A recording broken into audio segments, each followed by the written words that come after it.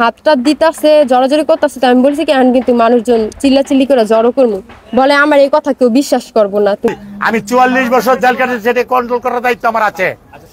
1 minute পরে তো আমার কিছুই রায় নাই, আমি সত্য কথা বলতেছি, ওর মধ্যে তো আমি মিথ্যা বানাইছে না বলতাছি না। তুমি যদি বলো সাংবাদিক, পুলিশ এগুলো আমার সাথেই থাকে, আমার পকেটে থাকে, খাটের উপরে বসা ছিল।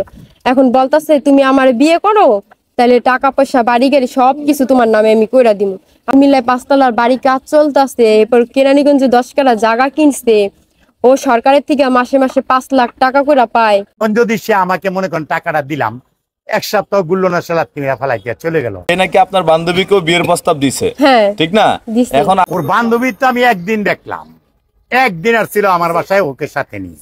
ঠিক আছে, আমি না ছুটতে পারি, এই জন্য আমার কাছ থেকে অলিখিত স্টামে সই নিছে। বিয়ে করবা, তাহলে একটা অঙ্গীকার করো যে তুমি আমাকে ছাইরা কোনোদিন যাবে না।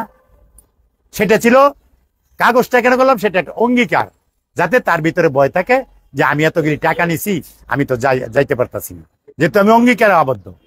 এটার জন্য এরপরে একটা মিথ্যা বললেই যাইতাছে। এর আগে বলছে আমি নাকি 10 লাখ টাকা আনছি, তারপরে এখন আবার 18-19 লাখ বানায় লাইছে। এই যে সে অঙ্গীকার নামাটা করছে, এটা কি ভুয়া? আমার সবকিছু জানি না, আমারে ও বিয়ে করছে। হ্যাঁ, ও মানে এরকম মানে করতে চাইছে যে আমার মানে ওর কাছ থেকে যেন আমি না ছুটতে পারি, এই জন্য আমার কাছ থেকে অলিখিত স্টামে সই নিছে। কি ভুয়া? এটা কি জোরে করা হয়েছে? এটা যদি জোরে করা, এই যে দ্বিতীয় পেজ, তার অঙ্গীকার নামার গেলে দ্বিতীয় পেজ দেখেন, এই হলো তৃতীয় পেজ। যারা সাক্ষী ছিল উপস্থিত ওই সময়, যারা সাক্ষী ছিল বিয়ার, যখন টাকা নেয় তার আধা ঘন্টা পরে আমাদের বিয়েটা হয়েছে। আপনি জল্লাদ শাহজাহানের বাসা থেকে কত টাকা আনলেন আর কত ভরি স্বর্ণ আনলেন?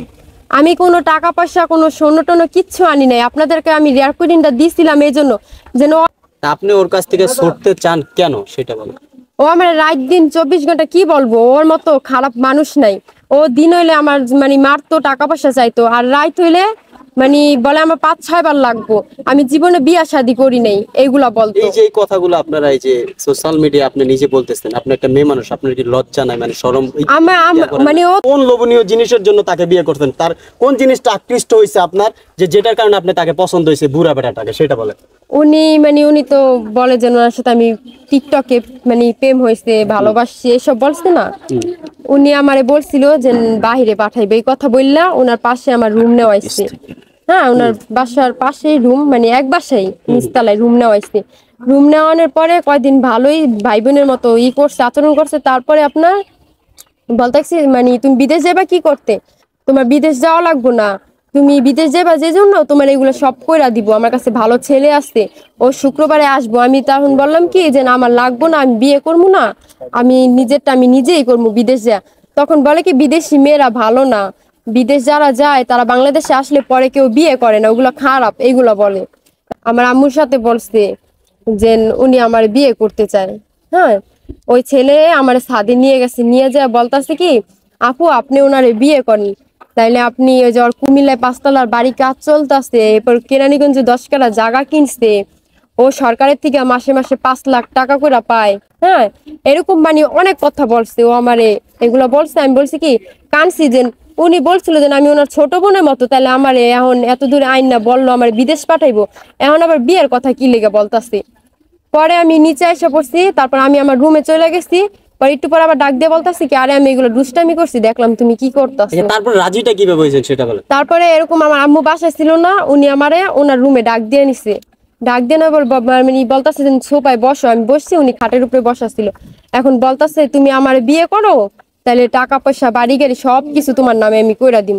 আমি বলছি কি না ভাইয়া, দেখেন আপনি আমার বলছেন আমি আপনার ছোট বোন খালতো বোন করে আপনি এই জায়গায় আনছেন, সবাই জানে।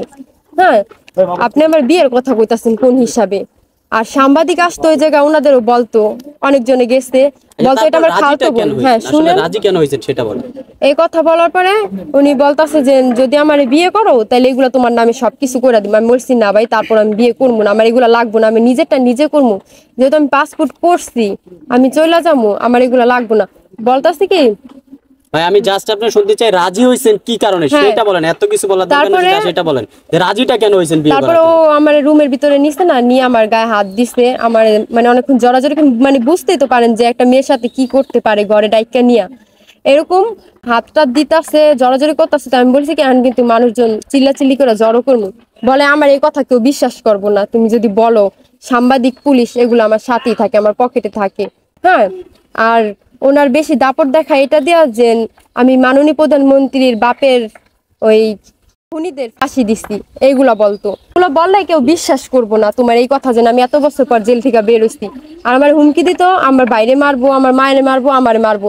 আর যদি বিয়ে করো তাইলে তুমি টাকা পয়সাও পাইলা, বাড়ি গাড়ি পাইলা, আর হচ্ছে যে তোমার মা বাচ্চা থাকলো, ভাই বাচ্চা থাকলো, তুমিও বাচ্চা থাকলা। এটা ভালো না? তুমি চিন্তা করে দেখো। আপনার মাকে মারবে, ভাইকে মারবে, হ্যাঁ, তখন আপনি প্রশাসনকে না জানে কেন আপনি রাজি হয়েছেন? ব্ল্যাকমেলের শিকারে বিয়ে করছেন কেন সেটা বলেন। উনি বলছে যে এগুলা কাউরে বললে কেউ বিশ্বাস করবো না। হ্যাঁ, তুমি যতই বলো, আমি এত বছর পর বললো না যে এত বছর পর আমি জেলখানা থেকে বেরোইছি, সবাই জানে আমি ভালো হয়ে গেছি। এই কথা এখন বলতো। আপনি যেটা বলতেন যেটাও তো অনেক মানুষ তাহলে বিশ্বাস করবে না, যেটা আগে বলেন না আপনি এখন কেন এই কথা আগে বলতেছেন? তখন কোনো মনে করছে তো সবাই জানে, খালতো বোন, বোন হিসাবে নিছে, মানুষের সামনে এত সুন্দর বললা ডাকে ই করে, যে এগুলা কেউ বিশ্বাস করবো না। জল্লাদ শাহজাহানের কয় নাম্বার স্ত্রী আপনি? ও বলছে না 5টা, আমি তো বললাম যে আমার 10টা বিয়ে হয়েছে। জল্লাদ শাহজাহান কি এর আগে বিয়ে করছে? আমি এটা জিজ্ঞেস করছি যে ওনার কয় নাম্বার স্ত্রী আপনি? উনি করছে, শুনছি এর মধ্যে যে উনি নাকি বিয়ে করছে, আগে ছেলে আসছে, মেয়ে আসছে।